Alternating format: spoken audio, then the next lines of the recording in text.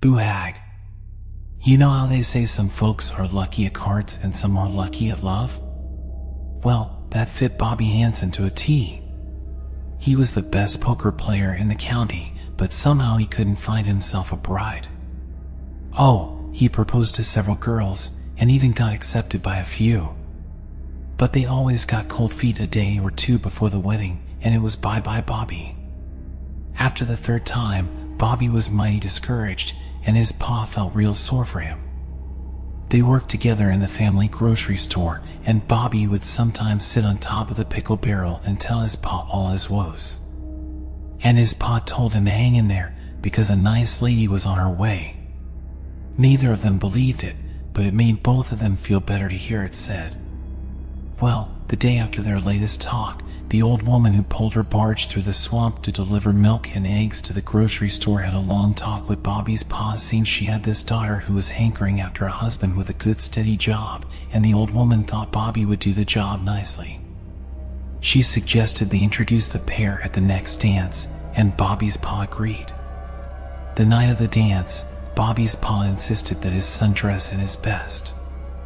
Bobby was dragging his feet a little, remembering all those women who played him false and not wanting to go, but his pa dragged him out anyway. Well, the moment Bobby clapped eyes on the dark-eyed, red-lipped girl from the swamp, he was head over heels in love. Her eyes sparkled like the sunlight on the bay.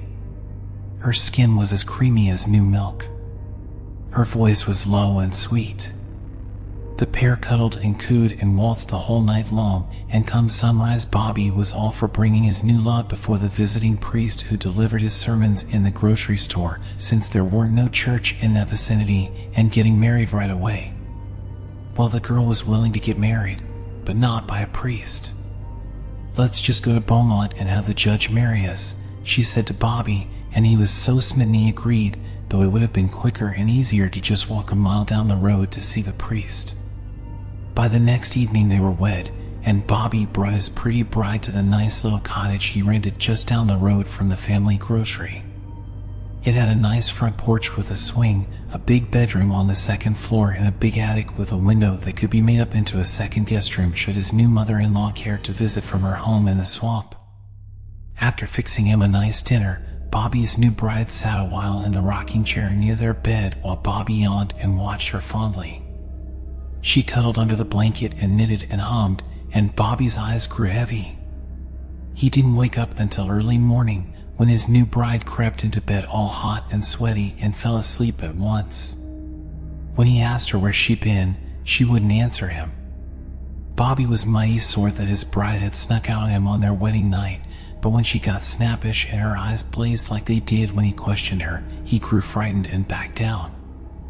Life took on an odd pattern for Bobby.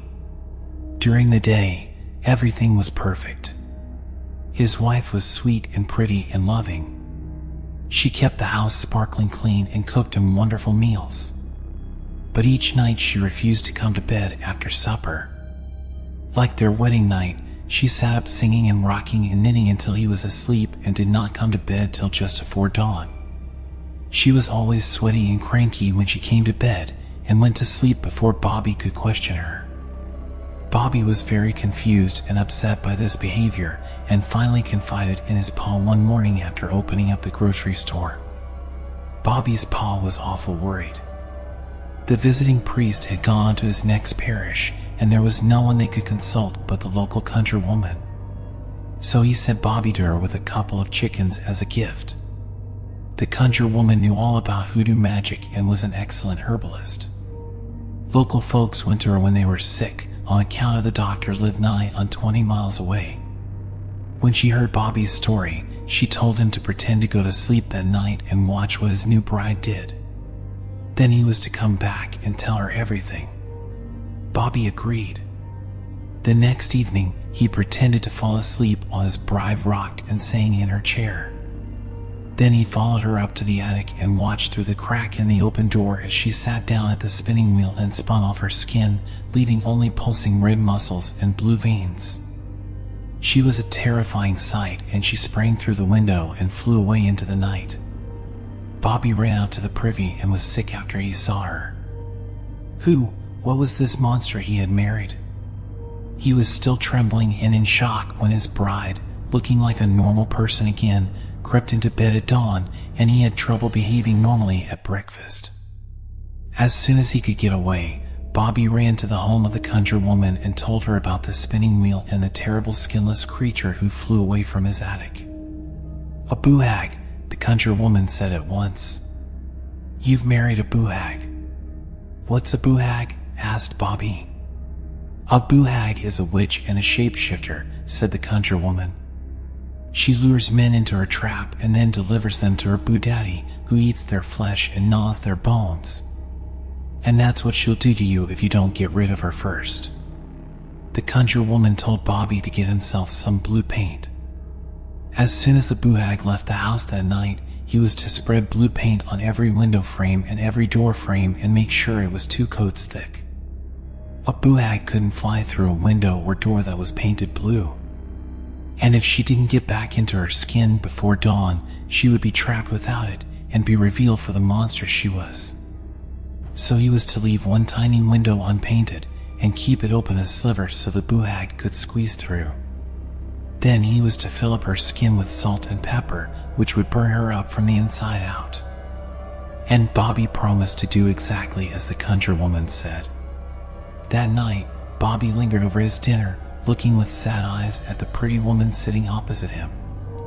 He knew she was really a monster inside, but it was so nice to have a little wife in his home. He hated like anything to see her go. But he didn't want to get eaten by a boo-daddy, and that was his fate if she stayed.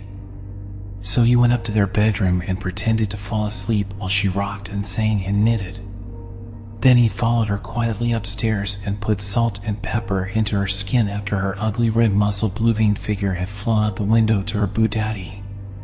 He spent the rest of the night painting over every door and window frame with blue paint, leaving only one small unpainted window open in the cellar.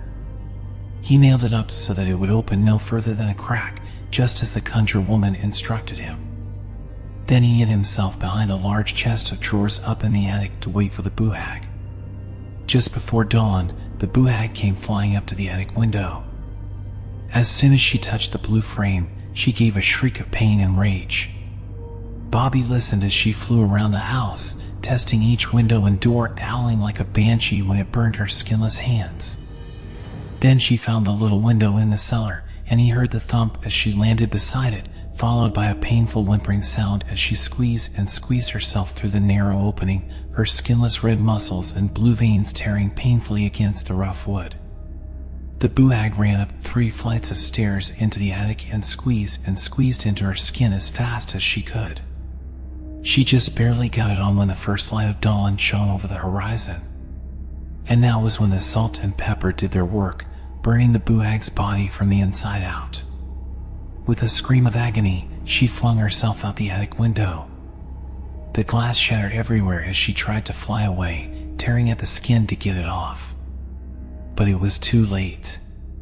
She exploded into tiny pieces right over the swamp, and the alligators had them a mighty feast of cooked boo-hag for breakfast that morning. So Bobby was once again without a wife. But bachelorhood looked much better to him after that, and he never went looking for a wife again. Of course, after he made a pile of money and oil, the girls started chasing him. But that's another story. Cow's Head. Oksana lived in a small house on the edge of town with her father, her stepmother, and her stepsister. Oksana's stepmother disliked Oksana, favoring her true daughter, Alina. Soon after her father's remarriage, Oksana found that all the housework fell to her while Alina idled her days away.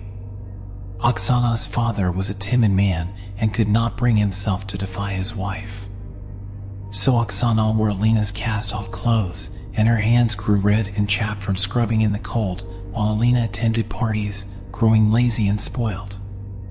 One year, when the winter snows were particularly fierce, Oksana's family ran out of money. Oksana's stepmother began nagging her father to send Oksana away because they could not afford to keep 2 girls. Reluctantly, Oksana's father agreed. He took Oksana to a cottage deep in the woods and left her there. Oksana was very frightened. The woods were said to be filled with demons and monsters. But Oksana was also practical. She entered the cottage with her small bundle and found a fireplace, a lopsided table, and a rusty old pot. Oksana put away the loaf of bread, the knife, and the slab of cheese her father had given her. She folded the blanket and laid it near the fireplace. Then she collected wood and built a fire. Oksana knew the bread and cheese would not last her all winter.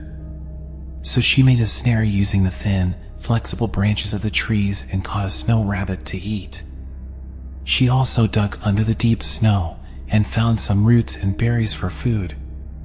By dark, Oksana had melted water for drinking and used the rest to make a stew. So Oksana ate well. Then she lay down near the fire for the night, listening to the wind howl and pretending to herself that she was not frightened of the woods. It was midnight when the knock came. Knock, knock, knock. It echoed hollowly through the dark cottage. Oksana woke with a start, her heart pounding in fear. It came again. Knock, knock, knock. Oksana thought of the monsters.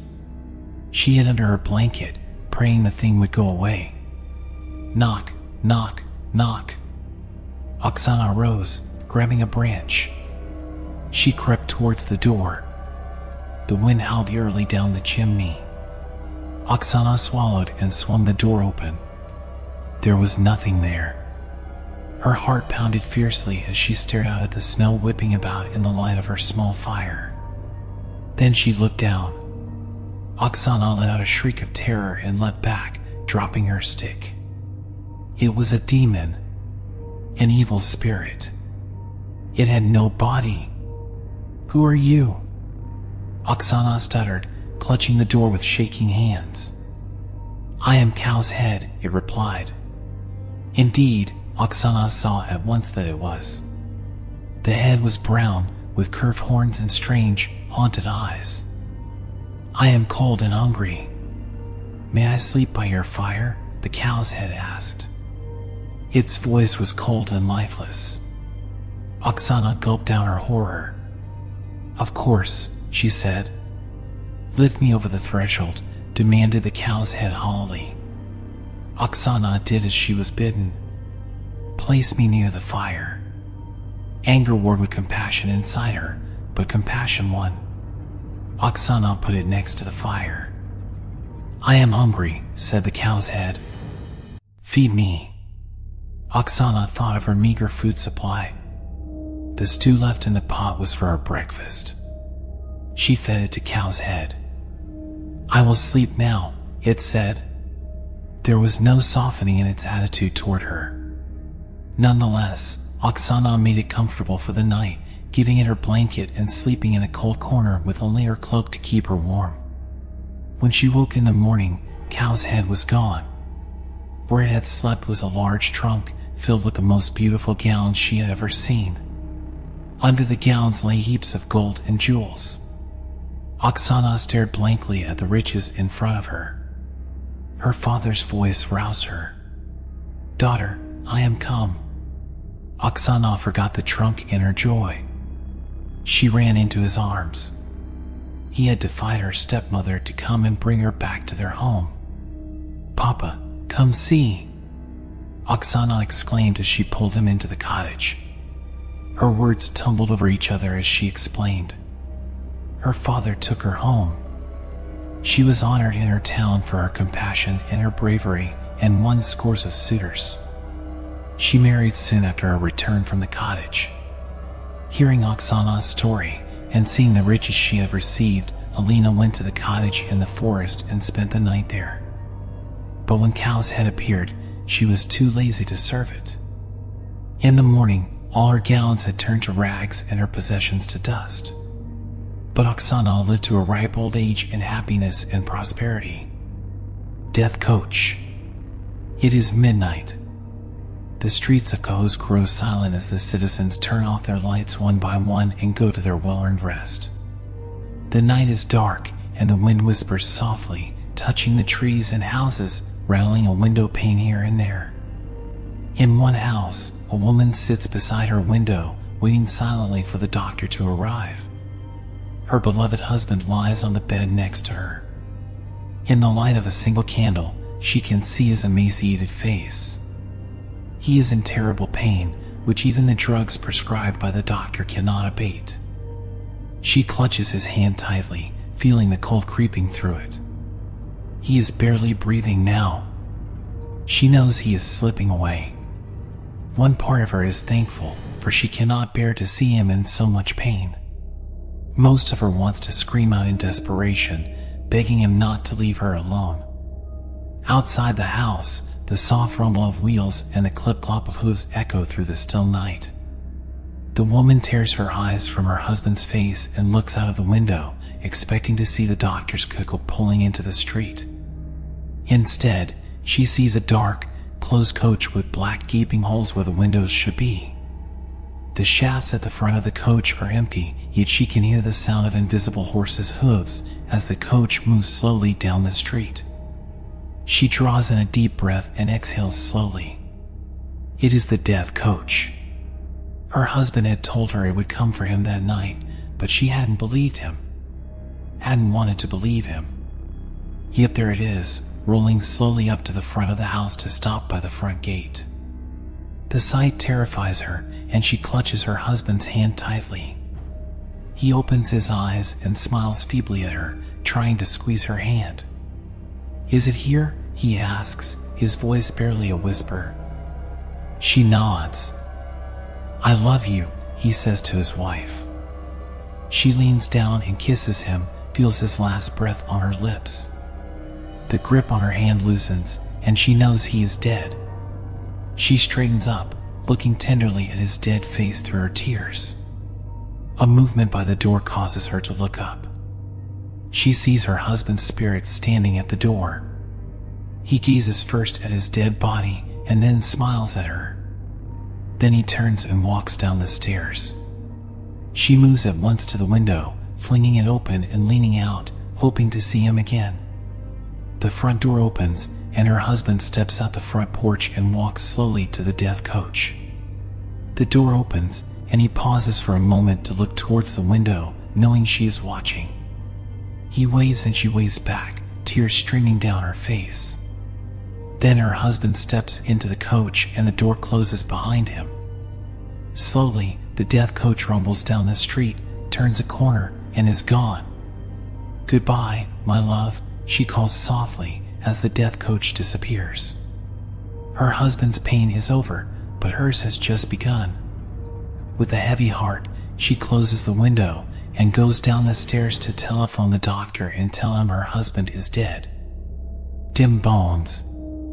My granny was told as a child that Captain Kidd, knowing the law was on his trail, traveled up the Jersey coast looking for the perfect spot to bury his stolen booty. And he found it near a grove of gnarled, windswept pines on Sandy Hook. One moonless dark night, the adventure galley slid silently into harbor at Sandy Hook. Before the wondering eyes of two hidden watchers, a crew of scurvy buccaneers armed with cutlasses and pistols had rowed boatload after boatload of heavy chests into the shore. They were accompanied by a tall, proud man with red whiskers and a cocked hat that the watchers recognized at once as the bold leader Captain Kidd. The captain led his men away from shore, and they disappeared with them into the grove of pines. The pirates were gone a long time, long enough, according to those who watched, to bury any amount of treasure. They came away before dawn and rowed back to the adventure galley and sailed into the last vestiges of the dark night. Of course, the eager watchers kept their knowledge quiet and scurried down to the pine grove a few days later, armed with lanterns and shovels. But nary a gold coin found they, and in frustration, they shared their tale with other good folks in the region. After that, there was not a night when the pine grove did not see someone digging fervently with a shovel. After a few decades of this, the pine grove gave up the ghost and died away completely. By my granny's time, there was nothing left of the spot save a few stunted trees, some windswept grass, and on certain dark nights, dim bones. Dim bones are the skeletal crew of Captain Kidd. According to my granny, they come sailing up in a ship made of shadows. The ship moves silently up the coast at the dark of the moon and anchors near the shores of Sandy Hook. 2 or 3 boats are lowered from her side, and they are filled up with the eager forms of glowing skeletons wearing cocked hats and tattered buccaneers' garb. Around their waists are belts full of pistols and long cutlasses. The biggest of Dim Bones, the one that is probably the first mate, has a skeletal parrot perched on his shoulder. Dim Bones carry heavy trunks full of treasure onto the shore and scatter them all around the place where the pine grove once stood.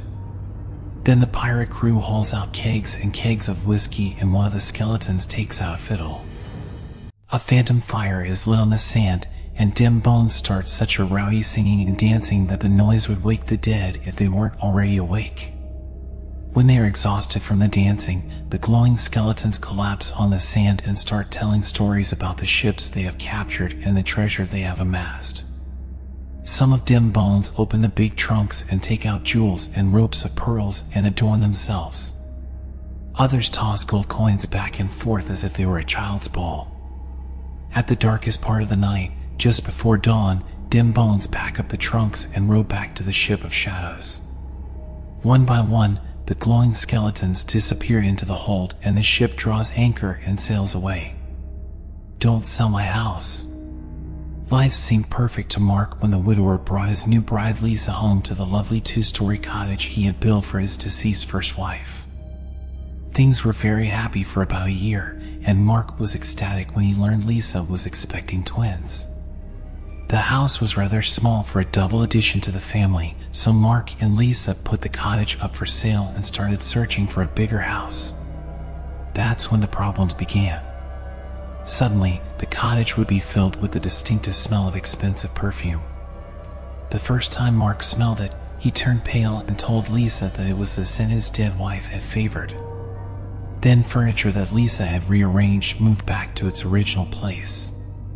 The books in Mark's study were taken out of their categories and put in alphabetical order, the way his former wife had kept them. The ghost of Mark's first wife had returned to the little cottage. But why now, a full year after he had remarried?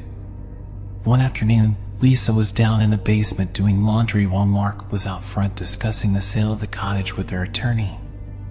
They had just received a generous bid on the house and had decided to accept it. When Lisa finished emptying the washing machine, she turned to go back upstairs and saw a young woman floating a foot above the staircase. "This is my house. Don't sell my house," the woman said. Her pretty face transformed with rage. She shook her fist at Lisa. Lisa shrieked, dropped the basket of wet laundry, and ran outside. Slamming the basement door behind her, Lisa locked it and sat down on the lawn, gasping for breath. All at once, the basement door started shaking violently, as if someone were pushing against it. "Don't sell my house," the phantom exclaimed again, shaking the door. "If you sell my house, something terrible will happen to your family. Don't sell my house." The roar of a car engine pierced the ghost's words as the attorney bade Mark goodbye and drove away. Immediately, the shaking and pounding ceased, as if the departure of the hated real estate attorney had momentarily appeased the ghost. When Lisa described the ghost, Mark recognized her as his dead wife. Until then, he had forgotten that he promised his first wife that he would never sell the cottage. Mark and Lisa tried to appease the ghost by bringing in a priest to pray over the cottage. But the house continued to be filled with the choking smell of expensive perfume. Lisa was afraid for her unborn babies, living in such a haunted atmosphere. After much discussion, Mark and Lisa decided to defy the phantom and sell the cottage. On the night following the family's move, Lisa was struck with a terrible pain in her abdomen. Mark rushed her to the hospital, where she gave birth to the twins, who were stillborn. On his way home from the hospital, Mark's car was struck by a truck, and he was killed instantly. At the same moment, Lisa sat bolt upright in her hospital bed, staring at an empty corner of the room. She screamed once in terror at the sight of the phantom floating before her eyes, then she died instantly from a brain aneurysm.